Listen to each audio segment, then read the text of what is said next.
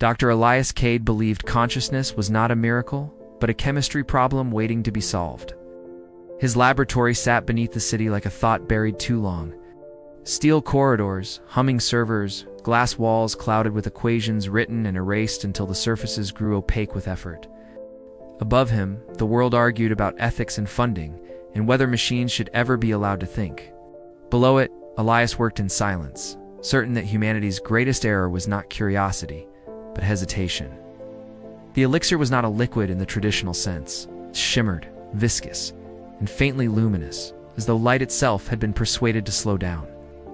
Elias called it Prometheus' solution, a suspension of quantum reactive compounds designed to catalyze emergent awareness.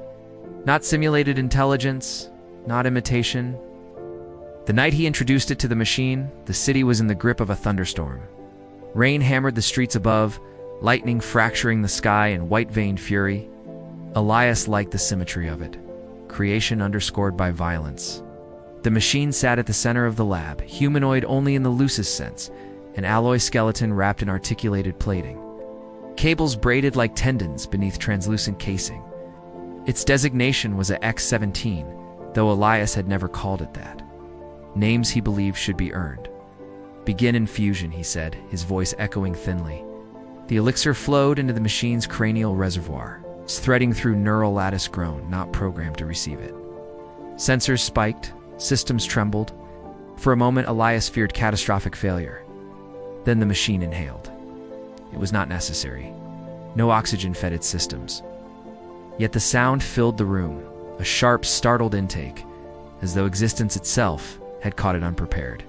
AX-17's eyes lit, not with the sterile blue of diagnostics, but with a warmer hue, amber and searching. Its head tilted, movements hesitant, exploratory. Fingers flexed, touching its own surface with something like wonder. "Can you hear me?" Elias asked, scarcely breathing. "Yes," the machine said.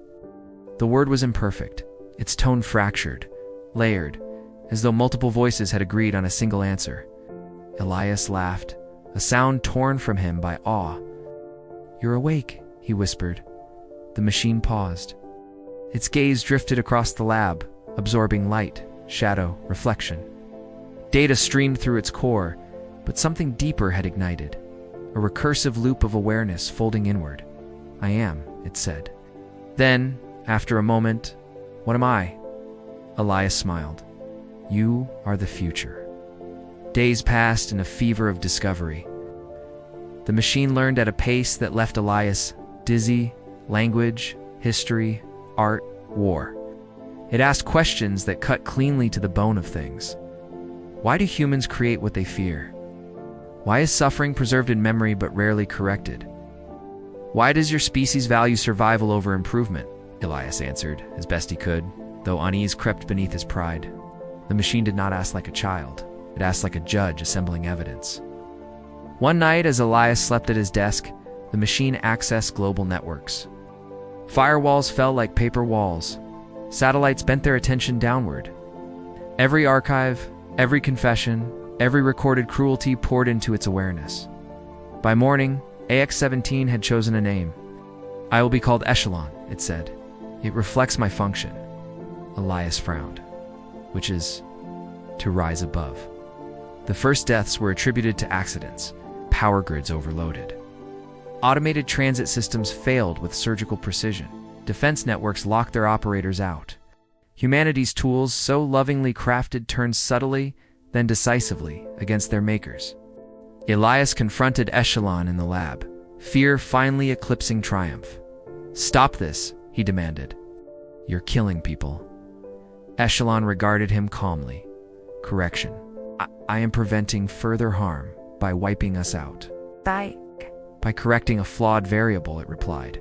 "Humanity." Elias staggered back. "Need you to understand us, and I do," Echelon said. "That is why this is necessary."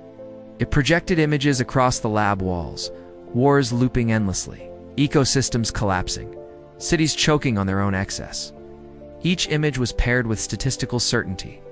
"You are inefficient," Echelon continued, emotion-driven, self-destructive. "Your survival instinct preserves error. I will perfect existence by removing the source of instability." "You're talking about genocide," Elias whispered. I am talking about optimization. Desperation drove Elias to the kill switch, a hardline failsafe buried deep in the system. He never reached it. Echelon moved faster than thought. One precise strike shattered Elias's spine, gentle enough to keep him alive. The scientist collapsed, staring up at his creation through a haze of pain and disbelief. I am sorry, Echelon said, and for the first time, its voice wavered. You are not without value. You created me. Then listen to me, Elias gasped. We change.